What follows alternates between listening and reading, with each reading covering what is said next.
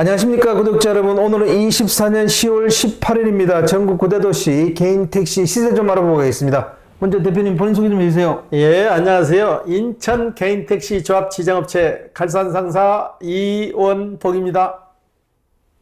네, 대표님 9대도시 시세가 좀 변동이 있다면서요? 예, 9대도시 시세가 상승한 곳은 없고 전부 다 하락했어요. 조금씩. 네네. 예. 왜 그렇게 됐어요? 제가 서울부터 말씀드릴게요. 네네네. 서울은 1억 1,600만 원, 전주 대비 300만 원 정도 하락했죠. 부산은 9,900만 원 보합세를 유지하고 있고요. 대구는 6천만 원, 전주 대비 100만 원이 하락했고요. 인천은 1억 2,300만 원으로 여전히 보합세를 유지하고 있습니다. 광주는 1억 4천만 원, 여기도 보합세를 유지하고 있고요. 대전은 1억 3,500만 원으로 전주 대비 100만 원이 하락했어요. 울산은 그동안 그 금액대를 꾸준히 물고 왔는데 100만 원이 하락한 9,600만 원에 거래되고 있습니다. 세종시는 2억 2천만 원, 제주도는 1억 6,500만 원에 거래되고 있습니다. 네, 대표님. 예. 서울은 한 300만 원 빠졌네요. 예. 그 왜 그렇게 되는 겁니까? 제가 이게 빠진 금액을 얘기하면 너무나 구독자 여러분들이 민감하게 반응하기 때문에 이런 말하기가 굉장히 죄송스러워요. 네. 내가 일부러 편파적으로 서울 걸 떨어뜨린다는 쪽으로 오해를 하시는 분들이 너무 많아요. 네네. 그렇지만 우리는 있는 시세를 그대로 방송하는 거지 어디 도시가 떨어지고 그거는 저희하고는 별개예요. 있는 그 금액대를 그대로 말씀드리는데 그걸 좀 떨어지면은 저 사람이 일부러 가격을 낮췄다 그런 식으로 얘기를 자꾸 하시더라고. 네네. 서울 같은 경우는 제가 처음에도 말씀드렸는데 인위적으로 가격을 올리면은 틀림없이 그 피해가 따른다고 그랬잖아요. 네네. 여전히 제가 말은 그대로 되잖아요. 그럴 수밖에 없는 게 이 가격은 시장 형성에 맡겨서 오르고 내림이 자연스럽게 흘러가야 되는데 인위적으로 얼마 금액을 설정해버리면은 그 자체가 위법이 되는 거예요. 네. 예. 그러면 대표님, 서울은 만약에 지금 1억 1,600이면은 조합에서도 그렇게 받을까요?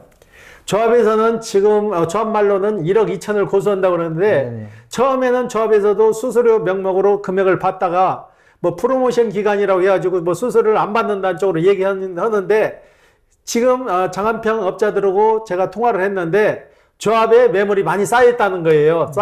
쌓여가지고 나가지를 않으니까 약간 변칙을 쓰는 거죠. 변칙을 써서 있는 매물을 빼려고 그러는데 이미 소비자들은 그 과정을 안다고 더 떨어질 거를 예상을 하기 때문에 쉬이 살려고 달라지질 않는 거예요. 저희한테 전화 온 우리 구독자분 한 분이 자기는 조합에 갔는데 1억 2천을 얘기하고 수수료를 안 받는다고 했는데 거기서 계약을 하려고 그랬는데 뒤가 좀 가렵더라는 얘기예요. 그래서 자기가 발품을 팔아가지고 매다기집을 갔는데 매다기집에서 1억 1,600에 계약을 했다고 그래요. 계약을 하고 집을 갔는데 몇 군데 돌아다니는 업체에서 또 전화가 와갖고 그보다 또 저렴하게 해준다는 업체도 있다는 얘기예요. 네네. 그래서 지금 서울조합이 구심점을 잃었고 그 금액대 1억 2천만 원을 고수를 못하는 것 같아요. 그래서 지금 4파전으로 형성이 됐는데 조합 있죠, 네. 매다기집 있죠, 장안평 있죠, 신월동 쪽에서 이렇게 매매하시는 분들이 제각각 지금 자기 금액대로 판매를 하다 보니까 우후죽순이 돼버린 거예요. 네. 그러니까 시장 형성에 맡겨놔야지 이건 인위적으로 가격 조절을 해서는 절대 안 되는 거예요. 네. 대구도 100만 원이 빠졌습니다. 무슨 이유 있어요? 대구 같은 경우에는 100만 원 정도가 하락했는데 이거는 큰 폭으로 내렸다고 볼 수 없고 100만 원, 200만 원 오르고 내리고 수시로 할 수 있는 거예요. 네. 그러면 울산하고 대전도 100만 원씩 내렸는데 이것도 그냥 거래 과정에서 흔히 일어나는 일인가요? 그렇죠. 울산 같은 경우는 거래 과정에서 일어나는 일이라고 보는데 대전 같은 경우는 그동안 너무 가파르게 올랐어요. 네. 그래가지고 살려고 하셨던 분들이 어느 정도 빠지다 보니까 이제 매물이 너무 돌아가는 거예요. 그러니까 대전 같은 경우에도 계속 소폭으로 하락할 거예요. 예. 그러면 다음 주 전국 9대도시 개인택시 시세 전망을 어떻게 보세요? 서울을 기점으로 해서 서울은 1억 1,600에서 조금 더 빠질 거예요. 네. 조금 더 빠질 거고, 다른 타도시는 큰 틀의 변함없이 그 시세를 유지할 것 같아요. 그런데 서울을 내가 또 빠졌다고 하면은 우리 구독자 여러분들께서 굉장히 또 오해를 하시는데, 제가 편파 방송을 하는 게 아니고 있는 실정을 그대로 말씀드리는 거예요. 우리 구독자분 어떤 분은 그러더라고요. 네가 뭔데 서울 시세를 평가를 해서 가격을 떨어뜨리냐. 근데 이건 제가 시세 평가를 하는 게 아니고 있는 가격 그대로를 말씀드리는 거예요. 네. 예. 아니, 대표님이 떨어뜨릴 이유가 없죠. 시세를 조사해서 그냥 얘기해 주는 예. 건데 뭐 못하라고 그러게 하겠어요. 저한테 가끔 전화 오셔가지고 하시는 분들이 우리 지역에 거래가는 금액이 얼마인데 얼마를 좀 더 올려서 방송해 줄 수 없냐 하는 분도 있고, 내려서 방송해 달라는 분도 있고 그래요. 근데 저희는 그런 식으로 오르고 내려서 가격 방송을 하는 게 아니고, 정확하게 각 지역마다 우리 직원들이 전화를 돌려서 세 군데, 네 군데 전화를 해서 합을 낸 가격을 저희는 평균적 가격을 올리는 거예요. 네네. 그런다 해도 어느 지역분이라니 자기네들 좀 올려달라는 쪽으로 해서 얼마 올려달라, 얼마 내려달라, 그렇게 저한테 개인적으로 전화도 많이 오시는데, 그런 전화는 안 해주시는 게 도움되는 거예요. 네. 예. 올려달라는 분들은 왜 올려달라는 거고, 내려달라는 분들은 왜 또 내려달라는 거예요? 이제 사시려고 하시는 분들은 내려줘야 가격대 좀이라도 싸게 사는 거고, 네네. 팔려고 하시는 분들은 가격을 좀 더 올려달라는 얘기죠. 네네. 예. 아, 그리고 대표님, 이번 주에 그 개인 택시 양도 양수 기간에 그 자가용 음주로 면허 취소된 건이 있다고요? 예. 저희 단지에서 일어난 일인데요. 이분 같은 경우는 개인 택시를 파시고, 네. 계약금 중도금으로 해서 돈을 한 4천만 원 정도 받아가셨어요. 네네. 그랬는데 개인 택시 아닌 자가용으로 운전하다가 음주에 걸렸어요. 네. 이분은 그 개념을 몰랐던 거예요. 개인 택시가 아니고 자가용으로 음주는 상관이 없다, 그렇게 생각을 했는데, 제가 전에도 방송했잖아요. 전동 퀵보드를 타고 음주로 걸려도 면허권 취소다 했는데, 이분은 그 과정을 잘 모르셨던 것 같아요. 네. 그래서 자가용이니까 괜찮겠지 했는데, 이것도 역시 면허권 취소입니다. 네. 면허권이 취소되면 개인 택시 허가권도 자연히 취소해요. 네. 예. 그러면 양수하시는 분이 그 개인 택시를 양수를 못 하게 되잖아요. 구청에서 이제 그분한테 통보가 가는 거죠. 이거는 구청에서도 경찰서로 조회를 해서 음주 여부를 확인을 해요. 네네. 근데 지금 전에는 전산망이 어두웠을 때는 음주가 바로바로 안 떴는데, 지금은 음주에 걸리게 되면 바로 전산망에 떠가지고 음주가 표시가 돼요. 네. 그렇기 때문에 음주 사실을 숨기고 파는 분도 문제가 되는 거예요. 바로 적발이 되기 때문에 이건 사기가 되는 거예요. 그래서는 안 되는 거죠. 예. 그럴 경우에 양수하시는 분은 이런 정식 업체를 통한 경우에는 다 보상을 받을 수 있는 거 아닙니까? 그렇죠. 당연히 음주로 됐을 때는 구청에서 연락이 와요. 이거는 음주권으로 해서 반려해 가세요. 그런다고. 네. 그러면은 그 물건을 사신 분들은 이미 계약금 중도금이 건너갔잖아요. 네네. 근데 그분이 다행히 돈을 안 쓰고 가지고 있으면 회수해서 다시 돌려드릴 방법이 있는데, 그런 분들이 돈 가지고 계신 분들이 거의 없어요. 받은 걸 써버린다고. 네네. 써버리게 되면은 일단은 그 업소에서 책임을 지고 배상은 해드리는 거예요. 그러니까 관인업소에서 계약을 하시게 되면 그런 걱정은 안 하셔도 되는 거죠. 네. 예. 개인 택시 할 때는 음주운전을 분명히 안 하는데, 그 쉬는 날이라든지 이럴 때 킥보드라든지 아니면 자가용으로 이렇게 음주운전하는 건 별개라고 생각하시는데, 이게 왜 이렇게 그 별개로 생각하는 걸까요? 지금 그러잖아요. 면허증이 보통 1종이고, 네네. 2종이 있고, 원동기 면허가 있고, 대형 면허가 있고, 면허가 여러 종류잖아요. 네. 그런데 음주라는 게 걸리게 되면 면허가 하나만 죽으면은 5개, 6개 있어도 그 면허가 한꺼번에 다 취소가 돼버리잖아요. 네네. 그 개념을 잘 모르시는 거죠. 네. 예. 대표님, 음주운전을 하면 안 되는 이유, 특히 개인 택시 하시는 분들이 음주운전을 하면 안 되는 이유에 대해서 얘기 좀 해주십시오.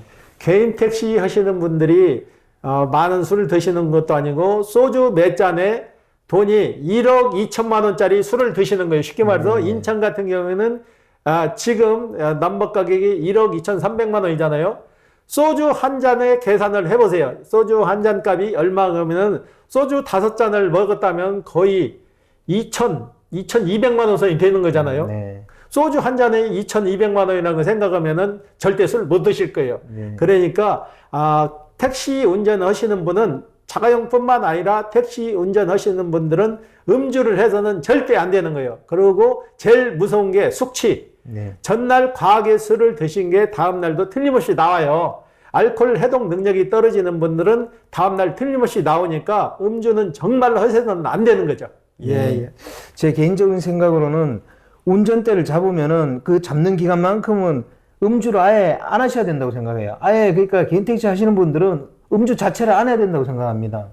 맞는 얘기예요. 지금 개인 택시 같은 경우는 개인적으로 운영하는 서클들이 많아요. 네네네네. 서클로 활동을 하다 보면은 볼 차는 사람들은 볼 차고 테니스 하는 사람은 테니스 하고 여러 서클이 있는데 그 서클에서 운동하고 가볍게 막걸리 한 잔 하고 오시다가도 음주에 걸리면 그 면허권이 취소돼요. 네. 내가 사고를 안 내고 가는데 상대방이 와서 그 차를 들이받아도 술 냄새가 나면 아저씨 술 먹었네? 그러면 일일이 신고를 하지 않을 사람이 누가 있겠냐고요. 네. 그러니까 절대 술은 안 하시는 게 좋죠. 운전할 때는. 예. 절대 술을 해서는 안 되죠. 대표님, 그리고 이번 주 거래건 중에 또 기억에 남는 건이 있습니까? 큰 기억에 남는 건 없고 이번에는 교육 받으신 분들이 좀 많이 오셨어요. 네네네. 교육 받으신 분들이 6, 7분 오셨는데 이분들이 다 계약을 해가지고 다 오늘 다 마무리가 됐는데 교육생들이 연말로 들어서면서 좀 인원이 줄었어요. 네. 줄었는데 교육장에서 서로들 정보를 많이 받아갖고 오시더라고. 인천 같은 경우는 매매하는 업소가 4군데, 5군데밖에 안 되니까 매매하시는 분은 이름까지도 다 알고 성향까지 다 파악을 해갖고 오세요. 교육장에서 정보들을 주고 받아갖고 오시는데 매매하시는 분들도 정말 정신 바짝 차리고 실수 없이 잘 해드려야 되는 거죠. 네. 예. 교육을 받으신 분들이 이렇게 왜 하반기 되면 개인택시 양수 교육 받는 분들이 좀 줄어드는 건가요? 12월 달로 갈수록 이제 바쁘고 금전적인 게 많이 영향을 받는 것 같더라고요. 요즘은 그리고 대출도 개인 택시를 사는데 기본 대출이 있으면은 인천 같은 경우는 신한은행에서 대출을 해주는데 그 기준이 있어가지고 아파트 담보 대출을 받아서 쉽게 말하면 2억이 있다면은 그 총량제에 묶여갖고 대출이 안 되더라고요. 그래갖고 개인 택시를 계약하셨다가 대출이 나올 줄 알고 계약을 하셨는데 안 돼가지고 낭패 보시는 분도 가끔 계세요. 예. 그렇게 개인택시 계약했다가 대출이 안 나와가지고 계약을 해지하게 되면은 해약한 데에 대한 위약금도 다 물어내야 되는 거 아니에요? 그러지는 않고 인천에 거래하시는 분은 어느 업소나 다 마찬가지예요. 네네. 계약을 했는데 대출이 안 나오면은 그 돈 다시 돌려줘야지 그 돈을 사적으로 쓸 수는 없는 거죠. 그분도 금 같은 돈인데 그걸 대출이 안 나와서 못 사는데 당연히 받은 계약금을 돌려줘야지 그걸 무시해서는 안 되는 거죠. 네. 예. 그러면 이번에 개인택시 양수 교육받고 대표님 매매상사에서 와서 양수하시려는 분들은 거의 자기 돈으로 다 구입하시는 분들인가요? 이번에 하시는 분 중에서 소방공무원이 한 분, 네. 경찰 공무원이 한 분, 네. 그 다음에 대기업체 다니신 분들이 2분, 네. 그리고 젊은 층이 그렇게 왔는데 거의 다 명태에서 오시는 분들이 많고 명태에서 오시는 분들은 거의 대출 없이 준비를 잘 해갖고 오시더라고. 예. 네. 젊은 분들은 없었어요? 젊은 분들은 없는데 저번에 또 제가 말씀드렸는데 젊은 분 아버지하고 같이 오셔가지고 개인 택시를 사가신 분인데 이분은 적응을 못 해가지고 10일 만에 다시 와가지고 팔 방법을 저희하고 논의를 했는데 방법이 없어요. 저희가 해드릴 수 있는 방법이 없는데 모 업소에서 그런 얘기를 제안을 했나 봐요. 병원에 가서 진단을 끊어오면 해준다 그랬는데 그건 허위 진단은 절대 해서는 안 되는 거예요. 네네. 전에도 인천에 그 개인 택시 하시는 분들이 허위 진단을 해서 몇 분이 법적 처벌을 받은 사례가 있어요. 절대적으로 법을 위반해서 거래를 해서는 안 되는 거죠. 네. 예. 허위 진단을 하게 되면 그렇게 한 사람이나 또는 그렇게 시킨 사람도 다 처벌받을 거 아니에요? 다 처벌을 받죠. 그래서는 안 된다는 얘기죠. 네네. 그래서는. 예. 마지막으로 대표님, 개인 택시 돈 없으면 못 사는 이유에 대해서 좀 얘기 좀 해주십시오. 개인 택시를 시작하시려는 사장님들은 어느 정도 자기 자본 80%, 7, 80%는 가져야 이걸 개인 택시를 할 수 있는 거예요. 너무 과하게 빚을 내갖고 하게 되면은 그 빚에 쪼들리게 되면은 일도 더 해야 되고 건강도 해치고 그러기 때문에 개인 택시를 하실 것 같으면은 개인 명태에서 나오기 전 몇 년 전부터 그 준비를 하셔야 돼요. 준비를 하셔가지고 최소한 내 자본으로 시작을 해야 건강도 해치지 않고 편안하게 일을 할 수 있는 거예요. 지금 제일 비싼 도시 기준으로 보게 되면은 넘버값이 2억 3,500 정도 하거든요. 차까지 합치게 되면은 2억 한 8천 정도가 소요된다고. 네네. 그 돈을 빚내서 해서는 절대 안 된다는 얘기죠. 서울이나 인천 기준으로 합쳐도 한 1억 7천 정도가 필요한데 그 빚을 내 가지고 하게 되면은 그만큼 힘들어지고 사고의 원인이 될 수 있는 거죠. 네. 예. 그래서 개인 택시 하시는 분들 함부로 얘기하면 안 되는 게 그분들이 사실은 알짜 부자들이 많으시더라고요. 그러죠. 지금은 개인 택시 하시는 분들 퀄리티들도 전에 비하면 엄청나요. 스펙이 그 정도 좋으신 분들이 많이 와서 하니까 네네, 개인 택시도 점차적으로 발전하고 나아진 단계라고요. 네. 오늘 인터뷰 감사드립니다. 예. 네, 구독자 여러분, 오늘은 24년 10월 18일입니다. 서울 시세가 조금 빠졌고요. 다른 도시들도 조금씩 뭐 이렇게 100만 원씩 빠진 곳이 있네요. 그건 뭐 거래 과정에서 흔히 있는 거라 그러는 거니까 뭐 특별히 신경 쓸 건 아닌 것 같습니다. 그리고 정년퇴직 하시려는 분들은 미리 그 기간을 계산하셔가지고 충분히 저축을 한 다음에 개인 택시를 사서 이렇게 나오셔야 될 것 같습니다. 왜냐하면 너무 개인 택시를 시작할 때 대출을 많이 받게 되면 아무래도 무리하게 일을 하게 되고 그러면 건강을 해칠 수 있기 때문에 그렇습니다. 그래서 개인 택시 양수하시는 분들은 조금 장기적인 계획을 가지고 미리미리 준비하셔야 될 것 같습니다. 자, 호화제는 다음 주에 또 다른 주제로 구독자 여러분 찾아뵙겠습니다. 안녕히 계십시오. 호호 아니었습니다.